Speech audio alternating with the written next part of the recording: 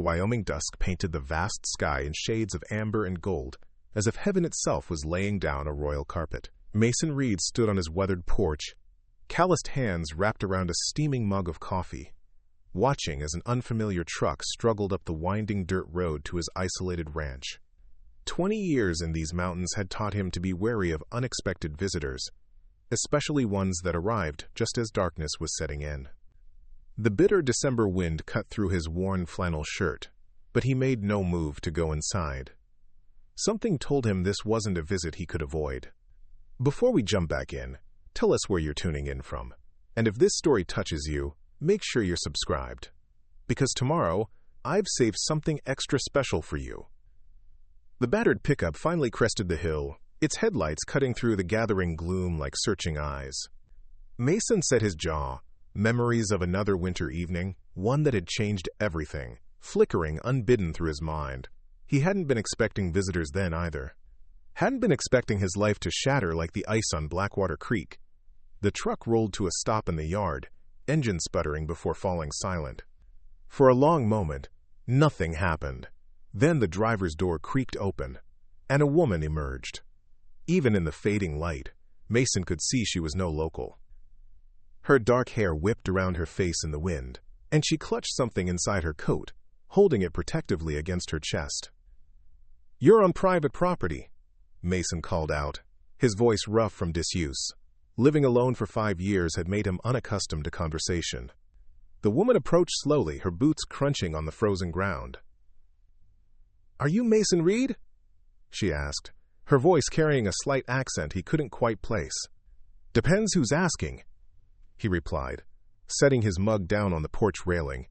His hand instinctively moved closer to the hunting knife at his belt, a habit formed from years of caution. She stopped at the foot of the porch steps, looking up at him with eyes that reflected the dying sunset. "My name is Elena Valdez. I've come a long way to find you." Before Mason could respond, a small noise came from inside her coat, a soft bleeding sound that made his eyebrows rise. With careful movements, Elena partially opened her coat to reveal a tiny lamb, no more than a few days old, nestled against her. "What in the hell?" Mason began, but Elena cut him off. "Please, I need your help. Daniel said you were the only one who would understand." The name hit Mason like a physical blow. Daniel. No one had spoken that name to him in 5 years. Not since the accident. Not since his brother had. "Daniel's dead," he said flatly, gripping the porch railing to steady himself. Elena nodded, her expression solemn. "Yes. 3 weeks ago. That's why I'm here." She reached into her pocket with her free hand and pulled out an envelope, creased and travel-worn. "He asked me to give you this. If anything ever happened to him." Mason stared at the envelope, his brother's handwriting immediately recognizable even in the dimming light. His name scrawled across the front in the same unruly script that used to sign birthday cards and leave notes on the refrigerator. A ghost's handwriting. "Who are you to my brother?" he asked, making no move to take the letter. Elena shifted the lamb in her arms, soothing it with gentle hands. "I worked with him at the Wildlife Conservation Center in Colorado. We were colleagues. Friends."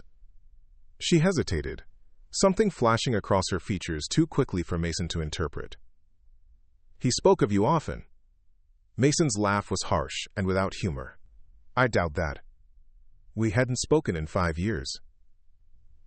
"He regretted that," Elena said quietly. "Very much." The wind picked up, carrying the first few snowflakes of an approaching storm. The lamb bleated again, a pitifully small sound against the vastness of the Wyoming wilderness. "You'd better come inside," Mason finally said. Not out of hospitality but necessity. No one, not even a stranger bringing unwanted memories, should be caught in a high country blizzard. Storms coming. Elena nodded gratefully, climbing the steps with careful movements, mindful of her precious cargo. As she passed Mason, he caught the scent of something unexpected, wildflowers in winter, and found himself taking a step back, unsettled by the intrusion of something so alive into his carefully maintained isolation. The cabin's interior was Spartan but clean. A stone fireplace dominated one wall, flames already dancing over seasoned pine logs. Mason's life had been reduced to essentials: a worn leather couch, a solid oak table with 2 chairs, though he only ever needed one, bookshelves lined with volumes on ranching, wildlife, and the occasional dog-eared western. No photographs adorned the walls or surfaces. Those had been packed away years ago, too painful to confront daily. "You can set your things there," Mason gestured to a wooden bench by the door, then pointed to the fireplace. "Warm yourself. I'll get something for that." He nodded toward the lamb. Elena carefully removed her coat, revealing the tiny creature fully. It was white, with a single black patch over one eye, legs spindly and wobbling as she set it gently on a blanket near the fire. "Her name is Hope," she said, stroking the lamb's small head. Mason snorted as he moved to the kitchen area. Daniel always did have a flair for the obvious. "He didn't name her," Elena replied. "I did. After I read his letter to you." Mason froze, a bowl of milk in his hand. "You read my letter?" "Preparing and narrating this story took us a lot of time, so if you are enjoying it, subscribe to our channel. It means a lot to us." Now back to the story. Elena met his gaze unflinchingly. "He asked me to. Said I needed to understand what I was walking into." Something cold and hard settled in Mason's chest. He set the milk down harder than necessary and turned to face her fully. "And what exactly are you walking into, Ms. Valdez?" Instead of answering, Elena held out the envelope. "You should read it yourself." Mason made no move to take it. "I buried everything about my brother 5 years ago. Whatever he had to say, he should have said it when he was alive." "He tried," Elena said softly. "The emails, the calls, the letters you returned unopened." "He knew why," Mason growled, turning away to hide the pain that flashed across his face. "He knew damn well why." Elena's voice remained gentle but firm. "Yes, he did. That's why this is important." She placed the envelope on the table between them like a gauntlet thrown down. "Please, Mason, he was your brother." "Was," Mason emphasized, the single word carrying the weight of half a decade of grief and anger, past tense. Outside, the wind howled as the storm arrived in earnest, rattling the windows of the cabin like someone desperate to get in, or perhaps like someone desperate to escape. Mason stared at the envelope, his brother's handwriting accusing him with its familiarity. What right did Daniel have to reach out from the grave? What right did this stranger have to bring the past back to his doorstep? The lamb bleated again, drawing his attention. Its tiny form seemed impossibly fragile against the backdrop of the raging storm. A newborn in winter. Nature would call that a mistake, a poor judgment of timing. Yet here it was, defiant in its existence. "She was born the day Daniel died," Elena said, following his gaze. "The mother rejected her. Everyone at the center said she wouldn't make it through the night." A sad smile touched her lips. Daniel would have been the first to try saving her anyway. Mason felt something crack in the careful walls he'd built. His brother had always been the soft-hearted one, taking in every stray and wounded creature, believing everything could be healed with enough care and patience. It had been his greatest strength, and in Mason's opinion, his fatal flaw. "Fine," he said abruptly, snatching up the envelope. "I'll read it, but don't expect it to change anything." He tore it open with little ceremony, unfolding the pages within, several sheets covered in Daniel's characteristic scrawl. The date at the top was from just 2 months ago. Mason took a deep breath and began to read. "Mason, if you're reading this, then I've finally managed to get through to you, though not in the way I'd hoped. I've imagined this conversation 1,000 times over the past 5 years, but coward that I am, I could never find the right words when faced with your silence. First, I want to say that you were right. About so many things. About Sarah. About the risks I was taking. About my blindness to what was happening right in front of me. You saw it all, and I refused to listen. My arrogance cost us everything. My marriage, your trust, and nearly your life." Mason's hand tightened on the paper, the memory of that night flashing through his mind. The argument at the ranch house. The warnings he'd given his brother about Sarah's increasingly erratic behavior, her drinking, the missing money from the ranch accounts. Daniel's furious denial, his blind defense of the woman he loved, and then the fire, the flames consuming the barn where Mason had been sleeping after Daniel kicked him out of the main house. He'd barely escaped with his life and carried the scars on his back to prove it. But the physical scars were nothing compared to the knowledge that his own brother had chosen a woman over blood, had chosen willful ignorance over truth. I don't expect your forgiveness. I don't deserve it. What I did, choosing Sarah over you, refusing to see what she was, it's unforgivable. I've lived with that knowledge every day since. When I finally confronted her with the evidence you'd gathered, she didn't even deny it, just laughed and left. By then, it was too late. You were gone, and I couldn't find the courage to face you. But this letter isn't about my regrets. It's about Elena. Mason looked up sharply at the woman who sat quietly by the fire, gently stroking the lamb. She met his gaze steadily, neither demanding nor retreating. Elena came to the conservation center 2 years ago. She's brilliant, Mason. A wildlife veterinarian with more natural instinct for healing than anyone I've ever met. She reminds me of you in that way. That uncanny ability to understand what an animal needs, without words. We've been working on a breeding program for the endangered Wyoming bighorn sheep. It's been my life's work since I lost everything else. A way to make amends, perhaps, though I know it can never be enough. Recently, we've received threats. Someone doesn't want the program to succeed. The Ranchers Association believes the protected status of the sheep interferes with grazing rights. Things have gotten dangerous, Mason. Last month, someone poisoned 3 of our ewes.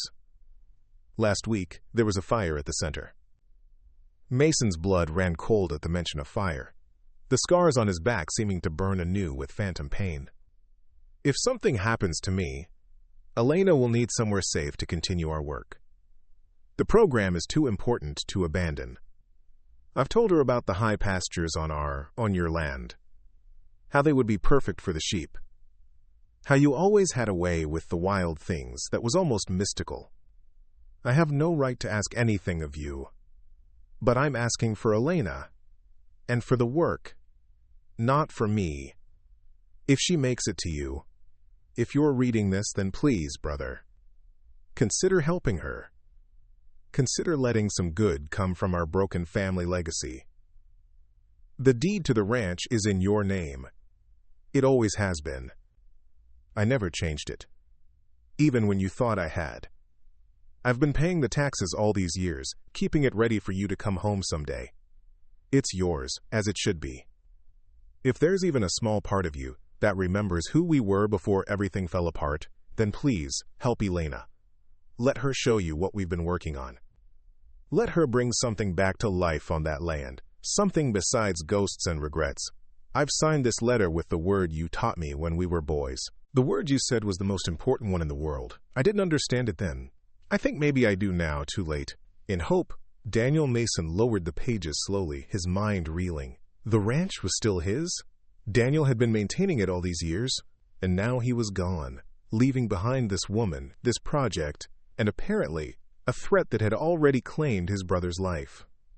How did he die? Mason asked, his voice rough. Lena's hand stilled on the lamb's back. The official report says equipment malfunction. A propane heater in his cabin. She met Mason's eyes directly, but there was nothing wrong with that heater the day before. I checked it myself. Murder, Mason said flatly. Elena nodded. I believe so, and I think they'll come for the research next. Maybe for me. And you came here, bringing trouble to my doorstep? His voice rose with anger, but underneath was something else. Fear, perhaps. Not for himself, but for this stranger who'd walked into danger unknowingly. I came here because Daniel said you were the only one who would understand what these mountains need. The only one who would understand what's at stake. Elena's voice remained calm, despite his outburst. And because he said if anyone could keep the program, and me, safe, it would be his big brother. Mason laughed bitterly. I couldn't even keep him safe. That was his choice, Elena replied. His mistake. The directness of her response startled him. There was no pity in her eyes, No gentle platitudes about how he shouldn't blame himself. Just a clear-eyed acknowledgement of truth. "You said you named the lamb after reading the letter," Mason said, changing the subject abruptly. "Why?" Elena's expression softened as she looked down at the tiny creature. "Because despite everything, the betrayal, the silence, the years of separation, he still signed his letter to you in hope. After all this time, he still believed there was a chance for something. Reconciliation, maybe. Or at least a way for his work to continue through you." "Hope is a dangerous thing," Mason muttered, moving to stoke the fire. "So is giving up on it," Elena countered. The storm outside intensified, snow now driving against the windows in white sheets. The lamb, Hope, had fallen asleep by the fire, her tiny sides rising and falling with each breath. Mason found himself watching the rhythm, something about its persistence calming the turmoil in his mind. "I can't leave until the storm passes anyway," Elena said pragmatically. "But after that—" She left the sentence unfinished, a question hanging in the air between them. Mason folded his brother's letter and tucked it into his shirt pocket, close to his heart despite himself. The words in the signature line seemed to burn there, in hope. The word he'd taught Daniel when they were boys, building their first shelter together in these very mountains. Hope wasn't just wishing, he'd explained to his wide-eyed little brother. Hope was having a reason to believe. What reason did he have now? A dead brother's final request?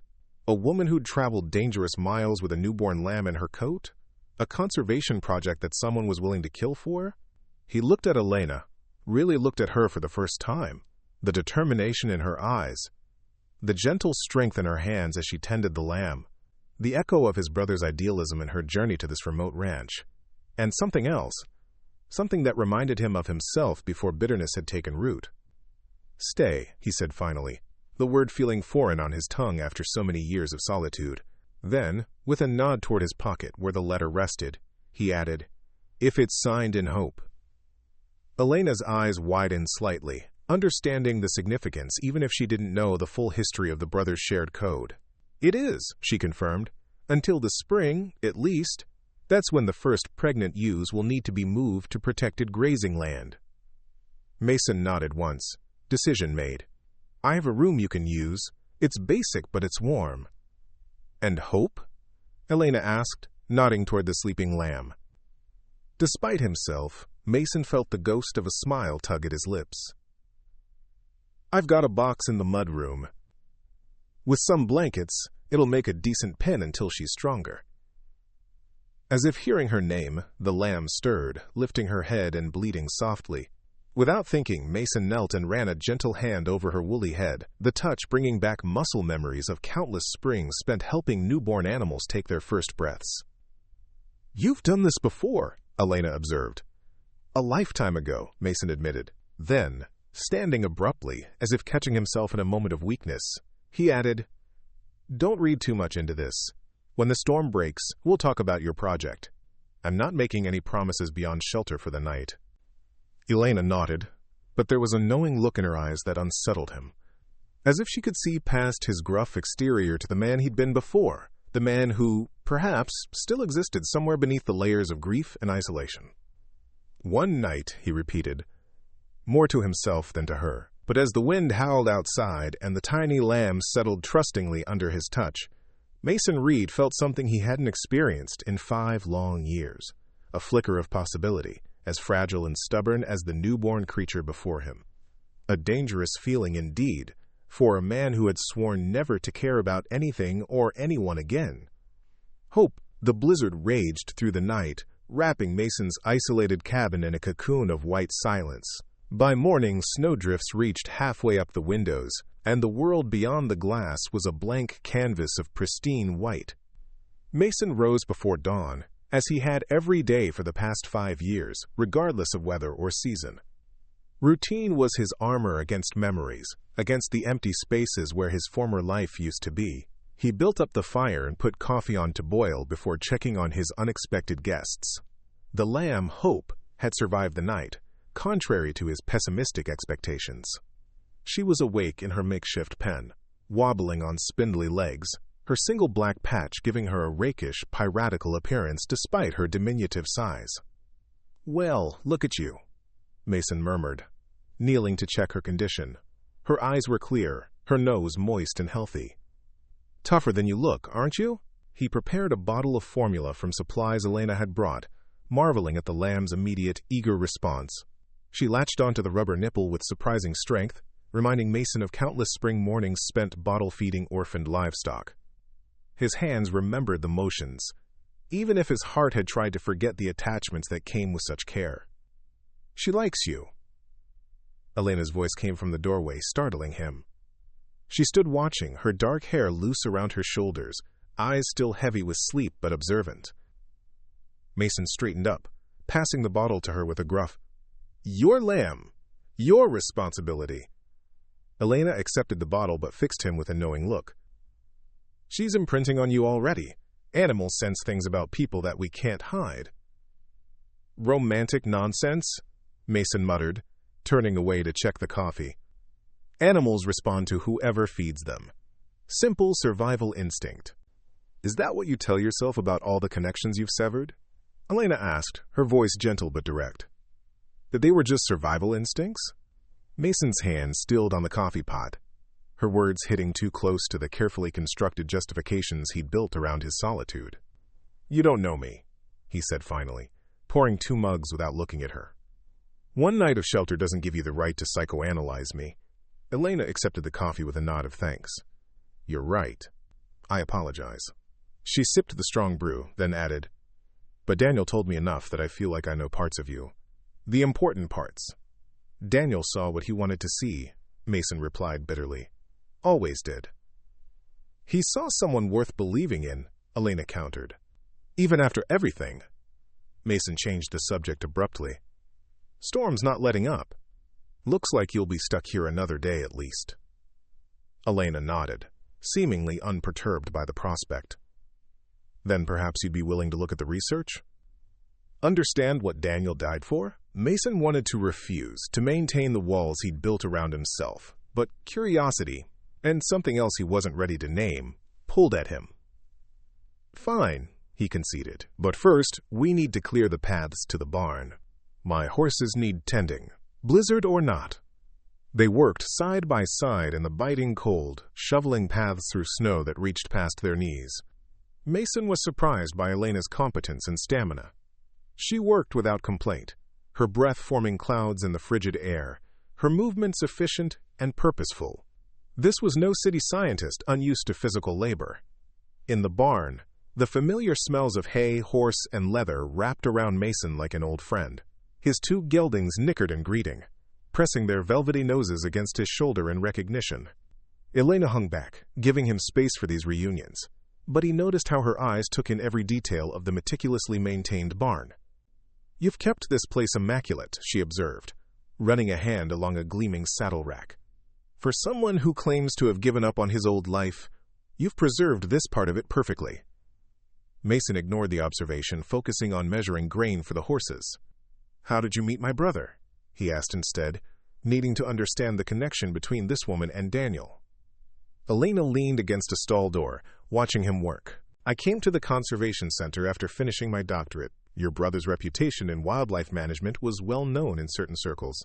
He was doing groundbreaking work with the bighorn sheep." "Always the idealist," Mason muttered, but there was less bitterness in the words than before. "The world needs idealists," Elena replied simply. "Especially now, with species disappearing at unprecedented rates." Mason finished with the horses and turned to face her fully. "And what exactly was this project that was worth dying for?" Elena's expression grew solemn. "The Wyoming bighorn sheep population has been decimated over the last century. Disease, habitat loss, hunting. Their genetic diversity is dangerously low." She hesitated, then continued with growing animation. "Daniel discovered a small, isolated herd in the high country with unique genetic markers, disease resistance primarily. He believed crossbreeding them with other populations could save the species from extinction." "And this made enemies?" Elena nodded grimly. "The Cattlemen's Association has been fighting to reduce federal protections for the sheep. Protected sheep mean grazing restrictions. Grazing restrictions mean profit loss. So you think they killed him over some sheep?"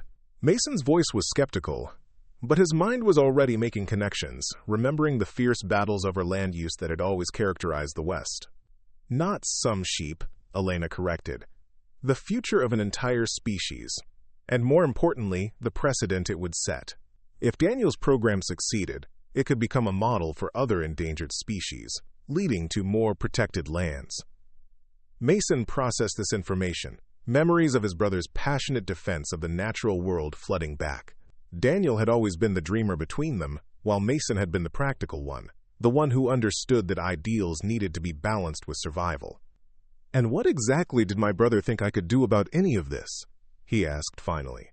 Elena met his gaze directly. "The pregnant ewes need protected grazing land for lambing season. Land away from the politics and dangers of the conservation center. Land like the high meadows on this ranch." The request hung in the air between them. Mason turned away, busying himself with unnecessary adjustments to the horses' blankets. "And you expect me to just hand over my land for this crusade?" "I expect nothing," Elena replied calmly. "I'm asking for Daniel, for the work that gave his life meaning after he lost everything else." The words struck Mason like physical blows.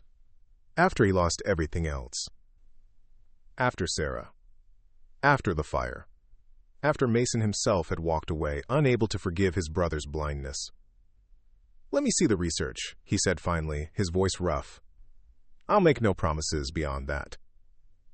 Back in the cabin, as the storm continued its assault outside, Elena spread papers across Mason's kitchen table. Photographs of magnificent bighorn rams with their distinctive curved horns.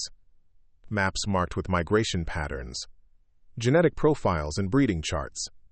And most compelling, images of newborn lambs, their existence a defiance of the species' downward spiral toward extinction. Despite himself, Mason was drawn into the meticulous work his brother had conducted. He recognized Daniel's handwriting in the margins of the reports, the enthusiastic exclamation points and underlined passages revealing his excitement over new discoveries. It was like hearing his brother's voice again after years of silence. "This location," Mason said, pointing to a marked area on one of the maps. "That's Blackwater Ridge, on the north side of my property." Elena nodded. Daniel said it had the perfect combination of protection from predators and early spring grazing. He remembered it from your childhood. The casual mention of shared memories jarred Mason. How many times had he and Daniel camped on that ridge as boys?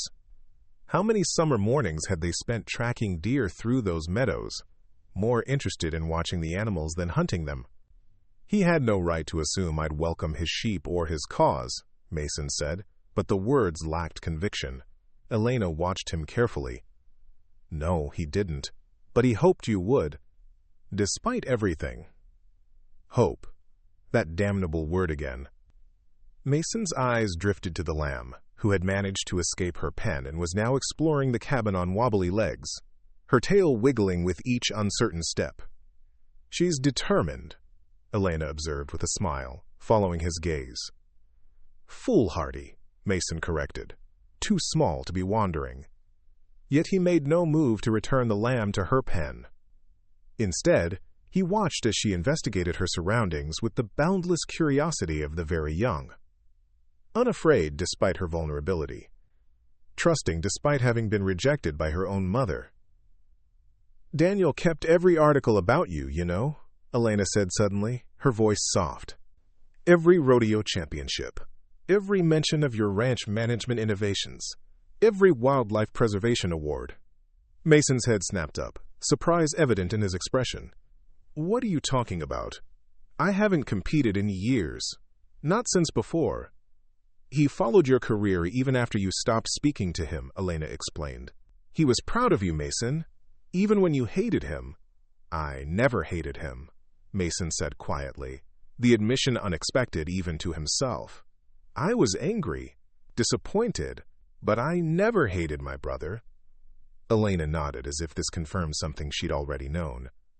"He kept a photograph on his desk, the two of you as boys holding up a fish you'd caught together. He told me once it was the happiest day of his life." Mason remembered that day with sudden, painful clarity. Daniel had been 10, he 13. They'd spent hours on the creek bank, patient in the summer heat. When Daniel finally caught that rainbow trout, his whoop of joy had echoed across the valley. Their father had taken the photograph, both boys grinning wildly, the fish seeming enormous in Daniel's small hands. "Why are you telling me this?" Mason asked, his voice rough with suppressed emotion. "Because you deserve to know that while you were trying to forget him, he never stopped remembering you," Elena replied simply. "Never stopped hoping you'd find your way back to being brothers." Mason stood abruptly, needing distance from the conversation and the feelings it evoked. "I need to check the generator," he said, grabbing his coat from its hook. Storm like this could knock out the power. Outside, the bitter cold was almost a relief compared to the emotional heat of the kitchen. Mason trudged through the snow to the outbuilding that housed the generator, his mind churning with unwelcome revelations. Daniel had kept track of him all these years? Had maintained the ranch in his name? Had never stopped hoping for reconciliation? The generator was running smoothly, needing no attention whatsoever. Mason leaned against the wall of the shed, his breath forming clouds in the frigid air. He had spent 5 years constructing a reality where his brother's betrayal was absolute, where his own exile was necessary and final. Elena's words had cracked the foundation of that carefully maintained narrative. By the time he returned to the cabin, Mason had regained his composure, or so he thought. But the scene that greeted him undid his emotional defenses in an instant. Elena sat cross-legged on the floor by the fire, the lamb curled in her lap, fast asleep. She was reading one of Daniel's research journals aloud, as if the animal could understand the scientific terminology. "Engaging the next generation of conservationists?" Mason asked, attempting sarcasm but achieving something closer to tenderness. Elena looked up with a smile that transformed her face. "Start them young," she agreed. "Besides, I've always believed animals understand more than we credit them with." Mason hung his coat by the door and moved to the fireplace, holding his hands out to the warmth. "The generator's fine. We should have power through the storm." Elena nodded but made no move to rise, seemingly content in her position as the lamb's pillow. "I found something while you were out," she said, reaching for a folder she'd set aside.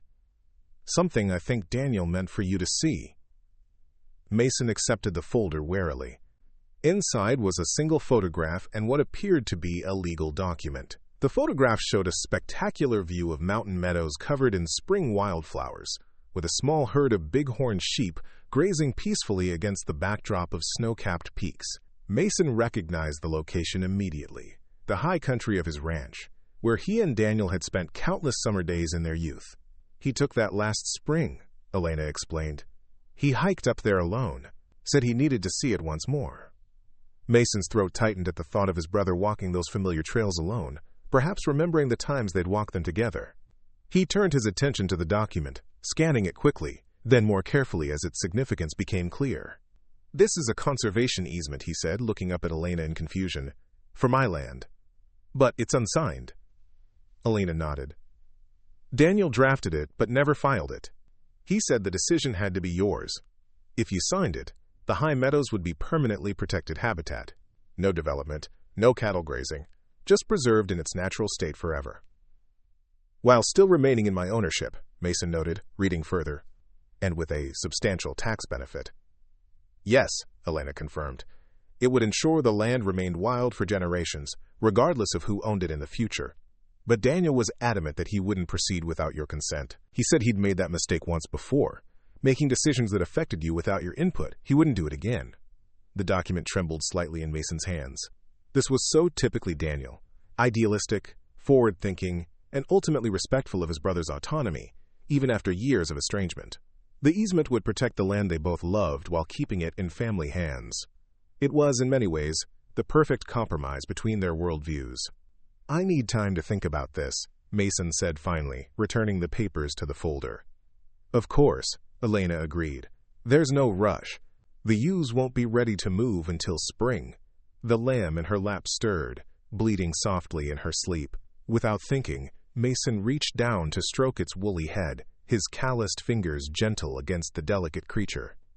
"She needs another feeding," he said, straightening up. "I'll prepare the bottle." As he moved to the kitchen, Mason felt Elena's eyes following him, assessing. "What?" he asked, glancing back at her. "Nothing," she replied. just noticing that for someone who claims to have severed all connections to his past, you haven't forgotten how to care for the vulnerable. Mason busied himself with the formula, unwilling to acknowledge the truth in her observation. Basic animal husbandry, he muttered. Like riding a bike. If you say so, Elena replied, her tone making it clear she didn't believe him for a moment. But she's responding to you. Animals know who they can trust. As if to prove her point, when Mason returned with the prepared bottle, the lamb struggled to her feet and wobbled directly to him, bypassing Elena entirely. Her tiny hooves clicked on the wooden floor as she approached, looking up at him with complete trust in her dark eyes. Traitor. Elena laughed softly. I carried you through a blizzard, and this is the thanks I get? Mason found himself kneeling, offering the bottle to the eager lamb. She butted his hand impatiently before latching onto the nipple, her small tail wagging furiously as she drank. She knows quality when she sees it, Mason said, surprising himself with the light banter. Elena's smile widened. Apparently so. She watched them for a moment, then added more seriously, You're good with her, natural. Mason shrugged, uncomfortable with the praise. Like I said, I've done this before. Daniel told me you were always the one with the magic touch for the sick and orphaned animals, Elena continued. Said you'd stay up all night with a colicky foal or a rejected calf. The memories flooded back unbidden, long nights in the barn, the smell of straw and animal warmth, the quiet companionship of creatures who asked nothing but offered everything, the simple satisfaction of saving a life that others had written off as lost. That was a long time ago, Mason said, his voice low. Another life. Was it really so different from this one? Elena challenged gently. You're still here on the land, still connected to the rhythms of the seasons and the needs of the animals, still the same man at your core. Mason looked up, meeting her gaze. You can't know that. Maybe not, Elena conceded, but hope knows. She nodded toward the lamb, who had finished her bottle and was now leaning against Mason's leg, her eyes drifting closed in contentment. Animals see past our defenses to who we really are. The storm continued through the day, giving Mason a convenient excuse to avoid further conversation about his brother or the conservation easement. Instead, he focused on practical matters, checking the roof for snow load, bringing in more firewood, preparing a simple but hearty stew for dinner. Elena worked alongside him without complaint, revealing a competence in frontier living that surprised him. Where did you learn to split wood like that? He asked, watching as she expertly swung the axe, cleaving a log in one clean stroke. I grew up on a small farm in New Mexico, she replied, setting up another log. My father believed everyone should know how to do everything. No gender divisions of labor in our house. Smart man, Mason acknowledged. He would have liked you, Elena said, swinging the axe again. He always said you could tell everything you needed to know about a person by how they treated animals and maintained their tools. Mason glanced around his meticulously organized woodshed, then at the barn where his horses were comfortably stabled. And what would he have concluded about me? Elena rested the axe against the chopping block and regarded him thoughtfully. That you're a man who cares deeply, even when you pretend not to. That you value order and responsibility, and that you're trustworthy, even if you don't trust easily yourself. Her assessment, so direct and perceptive, left Mason momentarily speechless. Government overreach, mostly, Mason replied with a hint of irony. He believed the feds would eventually try to seize private lands for the greater good. Seems he wasn't entirely wrong. Prescient, Elena agreed. Though I doubt he imagined his sons would be the ones defending wildlife against the government rather than the other way around. Mason smiled ruefully. My father was a complicated man. He taught us to hunt, but also to respect what we hunted. To use the land, but never to waste it. He would have understood what Daniel was trying to do with the sheep, even if he would have grumbled about the methods. Daniel spoke of him often, Elena said. He said your father was the one who taught you both to read tracks, to move quietly through the forest, to understand the language of the wild. Mason nodded, surprised by how much his brother had shared with this woman. He taught us that and more. How to survive. How to respect the land's power and its limits. He paused, memories surfacing unbidden. He used to say we were part of the land, not separate from it. That the modern world had forgotten that connection, to its peril. A wise perspective, Elena observed. And one that science is increasingly confirming. The interconnectedness of ecosystems, the butterfly effect of each species' loss or gain. My father wouldn't have used those terms, Mason said with a slight smile. But he understood the principle. Everything affects everything else. No action without consequence. Like Daniel's death, Elena said softly. And what we do now in response. Mason's expression sobered. Yes, exactly like that. They fell silent again, each lost in private thoughts. Hope stirred at their feet, rising on unsteady legs to investigate a shadow cast by the firelight. Mason watched her, marveling at the resilience of new life in the face of adversity. She had no way of knowing the dangers that threatened her existence, or the significance her species held in a larger conflict. She simply persisted, driven by the fundamental instinct to survive and thrive. She reminds me of something my father used to say, Mason said, nodding toward the lamb. That life always finds a way through the cracks in man's plans. No matter how we try to control nature, it adapts, persists, survives. Elena nodded. That's what Daniel's research was ultimately about, giving nature the space and opportunity to do what it does best, to adapt and evolve and continue, despite the obstacles we've placed in its path. Is that why you became a wildlife veterinarian? Mason asked, genuinely curious about her motivations. Elena considered the question. Partly. I grew up surrounded by animals, working animals on our farm, wild creatures in the hills. I always felt a connection to them, a responsibility. She smiled softly at a memory. When I was 10, I found an injured hawk. Everyone said it would die, that I should leave it alone. But I couldn't. I splinted its wing with popsicle sticks and fed it scraps of meat for weeks. Did it survive? Mason asked. Elena nodded, her eyes bright in the firelight. Not only survived, but flew again. The day it took off from my arm was the day I knew what I wanted to do with my life. She looked down at Hope, who had returned to curl against her foot. Every creature deserves a champion, someone willing to fight for its right to exist. Daniel felt the same way, Mason said quietly. Yes, Elena agreed. He did. It's what connected us, beyond the research. That shared belief. Something in her tone made Mason look up sharply. Were you and my brother? He left the question unfinished. Elena met his gaze steadily. Colleagues. Friends. He was 20 years my senior, Mason, and still in love with the memory of what he'd lost. Mason looked away, uncomfortable with the direction the conversation had taken. Sarah wasn't worth his loyalty. Not Sarah, Elena corrected gently. You. The brotherhood he betrayed. The trust he broke. That's what he couldn't forgive himself for. The words landed like physical blows. Mason stood abruptly, moving to the window to stare out at the snow-covered landscape, now silvered by a moon that had finally broken through the clouds. He made his choice, he said roughly. Yes, Elena acknowledged, and spent the rest of his life trying to atone for it. The conservation work, the breeding program, they were his way of creating something meaningful from his regrets. Mason turned back to face her. Are you suggesting I should forgive him because he did good work after he betrayed me? I'm not suggesting anything, Elena replied calmly. I'm telling you what I observed in the man I knew.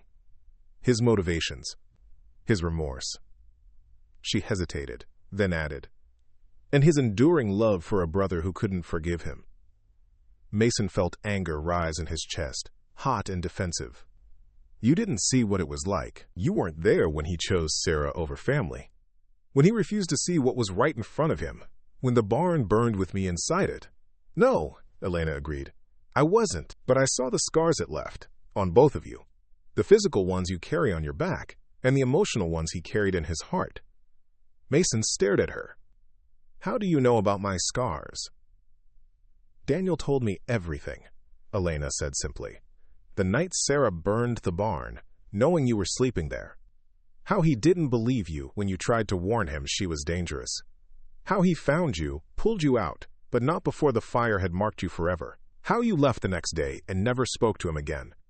The memories Mason had tried so hard to suppress came rushing back. The smell of smoke, the crackle of flames, the searing pain as burning timber fell across his back. And afterward, in the hospital, Daniel's face, ashen with shock and guilt, trying to apologize. Mason turning away, unable to bear the sight of his brother's belated realization. He saved your life that night, Elena continued softly. Ran into a burning building to pull you out. After his wife set it on fire, Mason countered bitterly. After he ignored every warning I tried to give him about her. Yes, Elena acknowledged.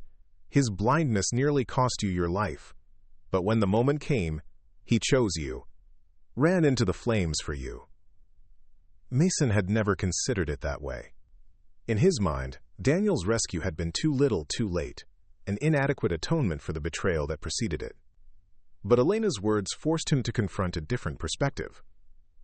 Daniel had risked his own life to save Mason's. Had that counted for nothing in the calculus of forgiveness? It doesn't change what happened, Mason said, but the certainty had drained from his voice. No, Elena agreed. Nothing can change the past. But understanding it differently might change what happens next. Hope bleated softly, drawing their attention back to the present moment and the dangers that awaited them. Mason checked his watch, refocusing on their immediate concerns.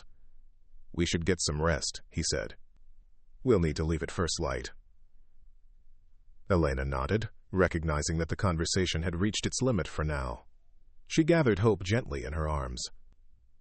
Thank you, she said simply, for believing me, for helping us. Mason nodded once, acknowledging her gratitude without accepting it. Get some sleep. Tomorrow will be difficult terrain. As he prepared his own bedroll near the fire, positioning himself between the door and where Elena would sleep, a protective instinct he hadn't realized he still possessed, Mason's mind returned to their conversation. Had he been wrong all these years? Not about Sarah's betrayal or Daniel's initial blindness, but about the meaning of what came after? About Daniel's desperate rescue and subsequent attempts at reconciliation? The letter crinkled in his shirt pocket as he lay down. The word, hope, seeming to burn through the paper against his chest. Mason stared at the ceiling, watching firelight cast shifting shadows across the wooden beams. For 5 years he had maintained his anger as a barrier against the pain of betrayal. But what if that barrier had also kept out the possibility of healing, of redemption? Outside, the storm had finally passed. The sudden silence of a world muffled by fresh snow replaced the howling wind. Tomorrow they would journey to the line cabin, carrying Daniel's research and legacy into an uncertain future. Mason didn't know if they would succeed in protecting the breeding program or bringing Lawson's corruption to light. But as sleep finally claimed him, one certainty emerged from the turmoil of his thoughts. He was done running from his brother's memory. Whatever came next, danger, confrontation, even the possibility of failure, he would face it in honor of the bond they had once shared. The bond that, despite everything, had never truly been broken. And in that resolution, Mason Reid found a peace he hadn't known in 5 long years. A peace born not of forgetting, but of finally being willing to remember. Dawn broke clear and brilliant over the snow-covered landscape, the storm's fury replaced by a crystalline stillness that made the world seem newly formed. Mason moved through the cabin with practiced efficiency, gathering the last of their supplies while Elena prepared Hope for the journey. The lamb had grown stronger overnight, her wobbling steps more confident as she explored her surroundings with unbridled curiosity. She's going to need warmth for the trek, Mason observed, watching as the lamb investigated his bootlaces with apparent fascination. The temperatures dropped below 0. Elena nodded, already fashioning a sling from one of Mason's old flannel shirts. I'll carry her inside my coat, like when I arrived. Body heat should keep her comfortable enough. Mason nodded, impressed despite himself by her practical approach. Many scientists he'd encountered over the years had been long on theory and short on real-world survival skills. Elena, however, seemed equally at home with academic research and wilderness challenges. "We'll take the North Trail," he explained, spreading a hand-drawn map across the table. "It's longer but less exposed. Anyone watching the property would expect us to use the main road or the eastern path." Elena studied the route, committing it to memory. "And if we're followed?" "We split up," Mason replied grimly. "You take the research and Hope to the line cabin. I'll lead them away, then circle back to meet you." Elena's eyes narrowed. "That puts you at unnecessary risk." "I know these mountains better than anyone alive," Mason countered. "And I'm not the one they're after." "They're after all of us now," Elena corrected him. "You chose your side when you lied to Lawson yesterday." Mason couldn't argue with her logic. By denying Elena's presence, he had aligned himself with her cause, with Daniel's cause. He was no longer a neutral party, but a co-conspirator in whatever came next. The realization should have troubled him more than it did. Instead, he felt a strange lightness, as if a decision he'd been unconsciously approaching for days had finally been made. The certainty of having chosen a path, regardless of its dangers, settled something restless in his spirit. "Then we stick together," he conceded. "But at the first sign of trouble, you follow the map to the cabin. No arguments." Elena smiled slightly. "I'm not in the habit of arguing with men who know what they're doing. Only the ones who don't." The unexpected touch of humor in her voice drew a reluctant smile from Mason. "Fair enough. Let's move out while we still have full daylight." They departed the cabin an hour later, the sun still low on the eastern horizon. Mason led the way, breaking trail through knee-deep snow, his experienced eyes constantly scanning for signs of pursuit or danger. Elena followed several paces behind, Hope secure in the makeshift sling beneath her coat, the most critical research documents stowed in a waterproof pack on her back. The landscape stretched before them in pristine white waves, the familiar contours of Mason's ranch transformed into something alien and beautiful by the storm's passing. Pine trees stood as dark sentinels against the snow, their branches hanging heavy with white burden. The only sounds were the crunch of their boots through the crusty surface and the occasional soft bleating of Hope, apparently enjoying the rhythm of Elena's steady pace. They traveled in silence for the first hour, conserving energy for the climb ahead. The line cabin lay in the high country, nestled against the natural protection of a granite outcropping, invisible from below and accessible only by the steep trail they now followed. As they ascended, Mason found his thoughts turning to the countless times he and Daniel had made this same journey as boys, racing each other up the slope in summer, tracking deer through fresh snow in winter, seeking the solitude and adventure that only the high country could provide. The memories, long suppressed beneath layers of anger and betrayal, now surfaced with startling clarity, bringing with them not pain but a bittersweet nostalgia for simpler times. "There's a creek crossing ahead," Mason called back to Elena, pausing to allow her to catch up.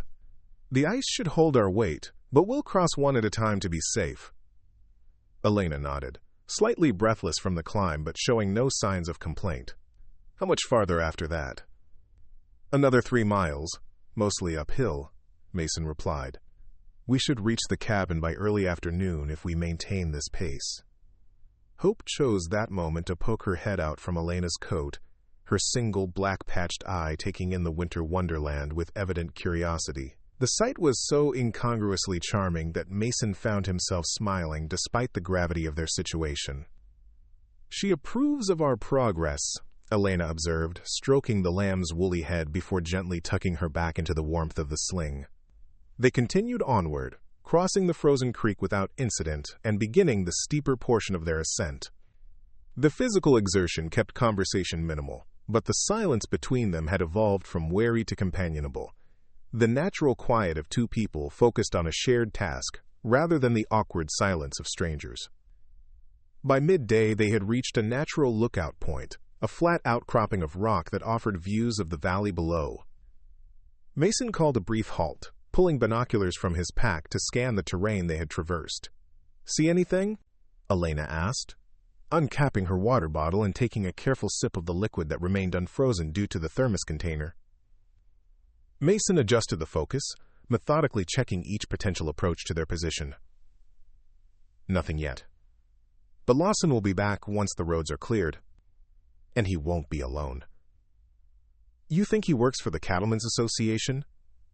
Elena asked, offering him the water. Mason accepted it with a nod of thanks. Directly or indirectly. The question is whether he's acting on official orders, or if this is a rogue operation.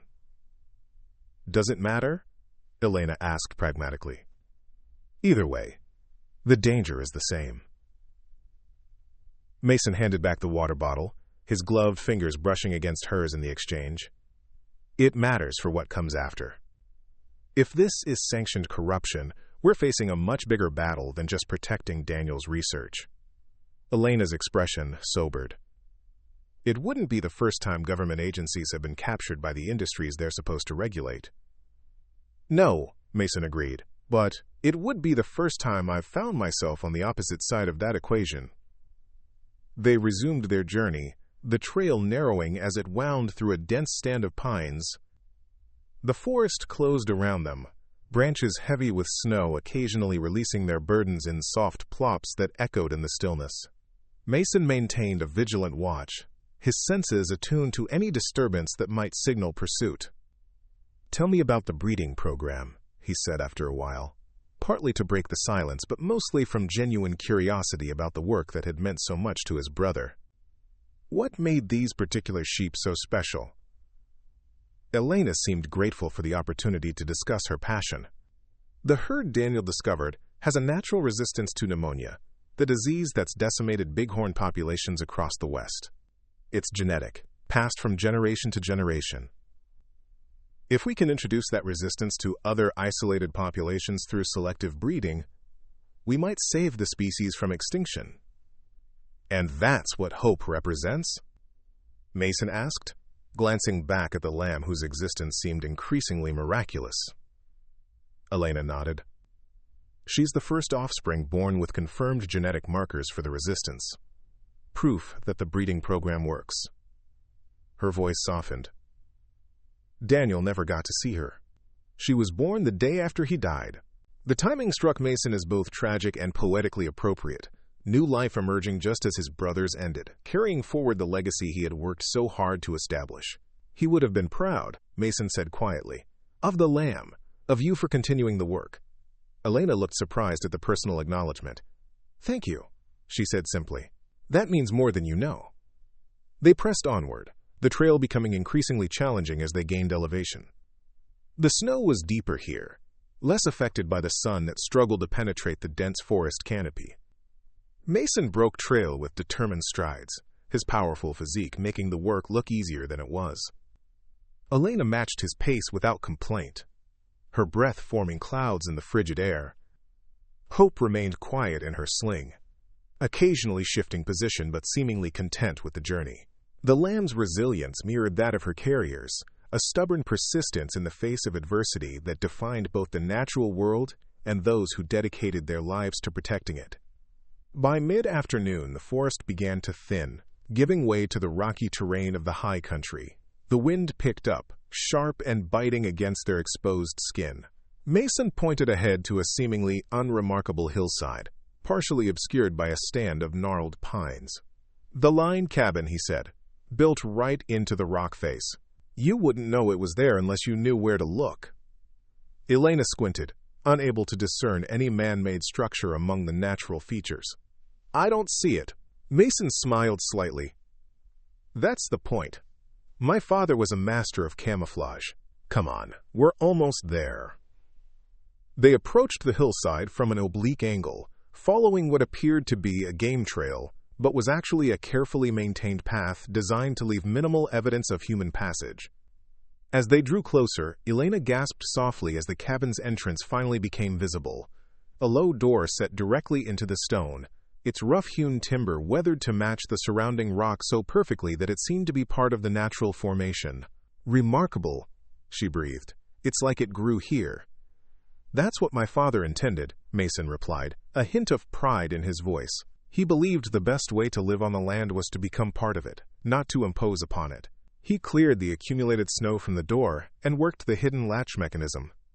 The door swung inward with surprising ease, revealing a darkness beyond that promised shelter from the elements and eyes that might be searching for them. "Welcome to the Eagle's Nest," Mason said, gesturing for Elena to enter. That's what Daniel and I called it as kids. Our secret fortress against the world. Elena stepped inside, hope stirring within her coat as they transitioned from bright sunlight to the cabin's dimness. Mason followed, securing the door behind them before moving to light the old kerosene lanterns that hung from the low ceiling. As the warm glow filled the space, the line cabin revealed itself to be far more than the rough shelter its exterior suggested. The main room was circular, its walls a combination of natural stone and hand-fitted logs. A stone fireplace dominated one wall, while the opposite side featured built-in bunks with surprisingly comfortable-looking mattresses. Shelves laden with supplies, canned goods, lanterns, blankets, and basic tools lined the remaining walls. A small table with 2 chairs occupied the center of the room. The space was immaculately maintained, despite its apparent disuse, free of dust or signs of animal intrusion. Mason noticed Elena's surprised assessment of the cabin's condition. "I come up every few months to check on it," he explained, moving to the fireplace to begin building a fire with the stacked wood beside it. "Force of habit, I guess. My father insisted that the eagle's nest always be ready for emergency use." "Your father was a remarkable man," Elena observed, carefully extracting Hope from her coat and setting the lamb down to explore their new surroundings. "To create this place, to teach you and Daniel to value the land this way." Mason nodded, his hands working automatically at the familiar task of fire building. He was complicated. Distrustful of authority but deeply committed to stewardship. He believed that true freedom came with the responsibility to protect what sustains us. The fire caught quickly, sending flickering light and welcome warmth through the circular room. Hope approached the hearth cautiously, drawn by the heat but wary of the flames. Her instinctive caution made Mason smile. Even a newborn knew enough to respect fire's dual nature as life-giver and destroyer. "She's smart," he commented. "Knows to keep her distance." Elena set her pack on the table, carefully extracting the research documents. Survival instinct. It's written into her DNA, just like the disease resistance we're trying to preserve. Mason watched as she organized the papers with methodical precision, separating data sheets from genetic profiles and breeding records. "What's the next step?" "Assuming we keep the research safe from Lawson and whoever he's working for." Elena looked up, her expression determined, despite the exhaustion evident in the shadows beneath her eyes. "We need to secure legal protection for the breeding program and the habitat. That's what Daniel was working toward with the conservation easement for your ranch." "The easement only protects my land," Mason pointed out. "What about the rest of the high country where these sheep range?" "That's the bigger battle," Elena acknowledged. "We need to prove the scientific significance of this particular herd. Document the genetic uniqueness that makes them essential to species conservation. With enough evidence, we could petition for expanded habitat protection under the Endangered Species Act." Mason considered this, stoking the growing fire. "And that's exactly what the Cattlemen's Association and their allies in Game and Fish are trying to prevent." "Yes," Elena confirmed.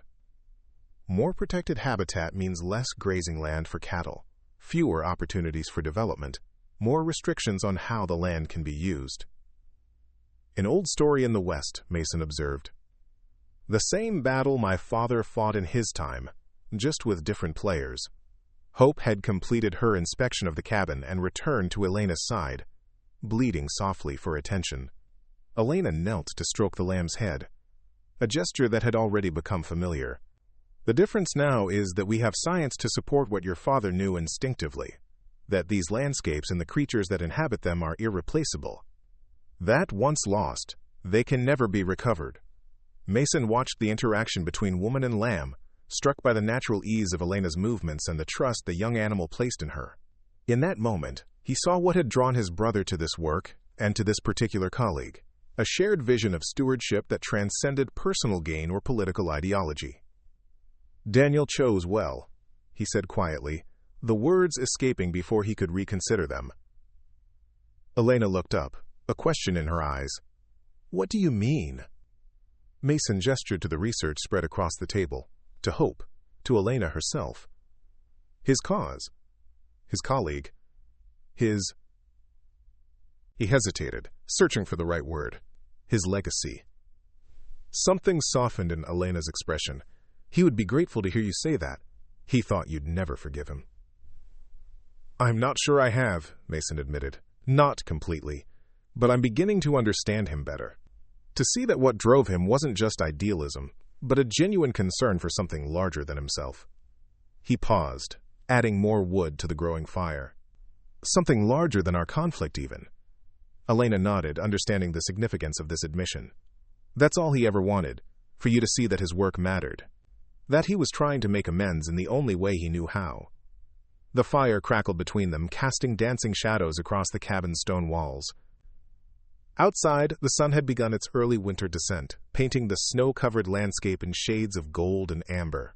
They had made it to safety, at least temporarily, but Mason knew their respite would be brief.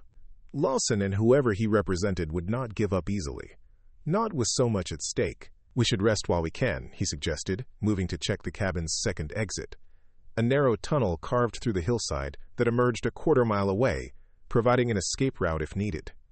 Tomorrow we need to formulate a plan for getting the research to people who can use it properly.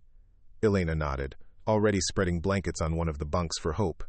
I have contacts at the University of Wyoming and in Washington who would understand the significance of Daniel's work. People who can't be easily intimidated or bought off. Good, Mason approved. Because I have a feeling Lawson's visit yesterday was just the opening move in what's going to be a complex game. They settled into the cabin's comfortable confines, sharing a simple meal from the supplies Mason had packed. The day's exertion and emotional revelations had left them both exhausted but alert, aware that their situation remained precarious, despite the temporary safety of their hiding place. As darkness fell completely outside, the cabin became a warm island of light in the vast wilderness. Hope had fallen asleep on her blanket nest, her tiny sides rising and falling with each breath. Elena sat at the table, reviewing the research by lantern light, making notes and connections that only her trained eye could discern. Mason found himself watching her work, struck by the parallel to countless evenings he had spent in this same cabin with Daniel, both of them absorbed in their own pursuits but comforted by the other's presence. The memory, far from painful, now felt like a bridge between past and present, a continuity he had thought severed forever. He used to do that, you know, Mason said, breaking the companionable silence. Sit at that exact spot, completely absorbed in whatever he was studying, oblivious to everything else. Elena looked up, a small smile touching her lips. He never changed then.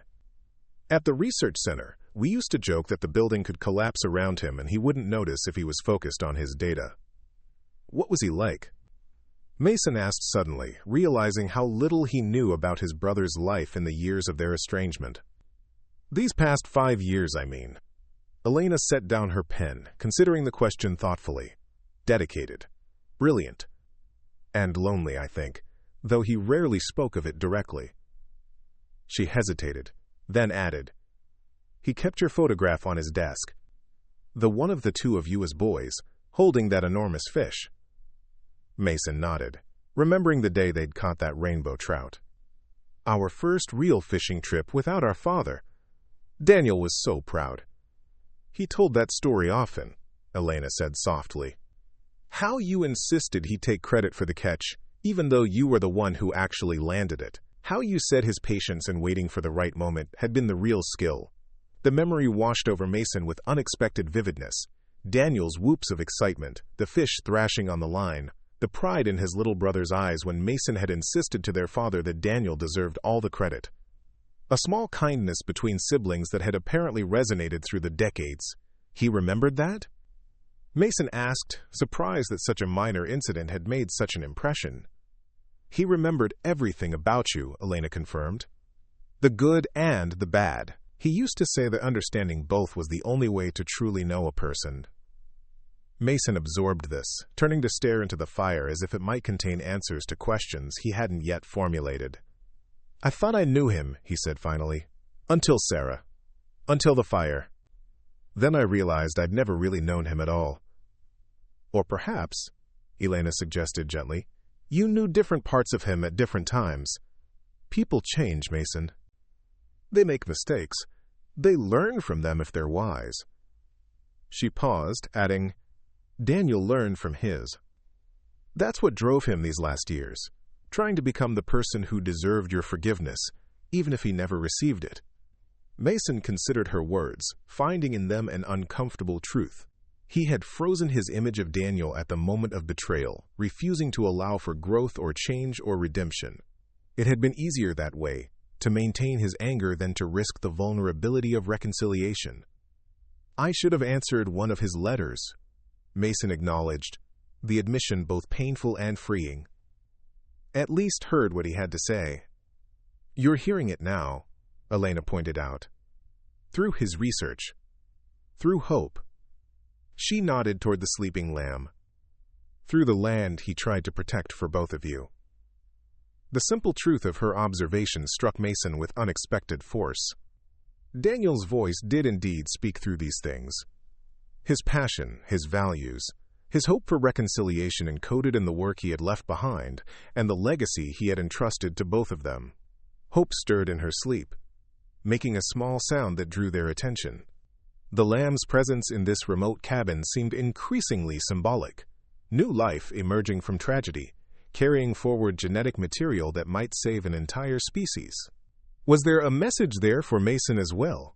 About rebirth after loss, about the persistence of bonds that transcended human conflict. We should get some rest, Elena suggested, seeming to sense his emotional fatigue. Tomorrow will bring its own challenges. Mason nodded, moving to check the cabin's perimeter one final time before settling into the second bunk. The familiar surroundings of the eagle's nest brought a comfort he hadn't anticipated. This space that had witnessed the best moments of his brotherhood, with Daniel now sheltering the continuation of his brother's most important work. As he drifted toward sleep, Mason found himself remembering another night in this cabin, decades earlier. A violent thunderstorm had trapped the brothers overnight during what was supposed to be a day hike.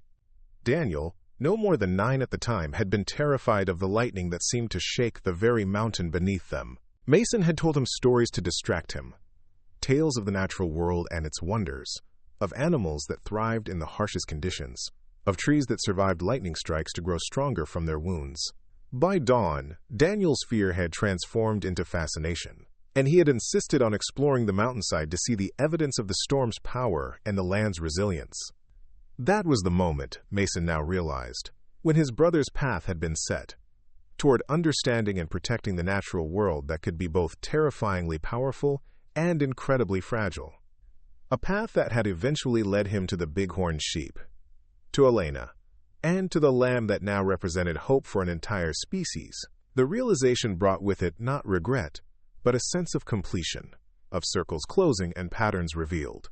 Whatever came next in their confrontation with Lawson and his allies, Mason knew with sudden certainty that he was exactly where he needed to be, continuing a journey that had begun in his childhood and had never really ended, despite his best efforts to abandon it.